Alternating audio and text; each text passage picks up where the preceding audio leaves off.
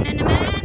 Parating na naman ang bagyo dito sa Bahrain. Kagabi bumaha. Pero ayan, okay na. Tingnan nyo naman yung aking mga sinampay, nagkalat. Yung mga container ng tubig na empty. Ayan, andyan na. Lumipad. Ayan o. Nilipad lahat. And masyadong mahangin. Grabe yung mga sinampay natin. Kunin na natin. Ay, kumikidlat. Ayan lang. Yan na naman ang hangin. Grabe ang baha. Oh, very strong wind. Ulan na naman dito sa Bahrain. Magbabaha na naman. Ayan, paano tayo makapagtrabaho nito? Yan guys, mag-ingat ang lahat. Baka pa rin.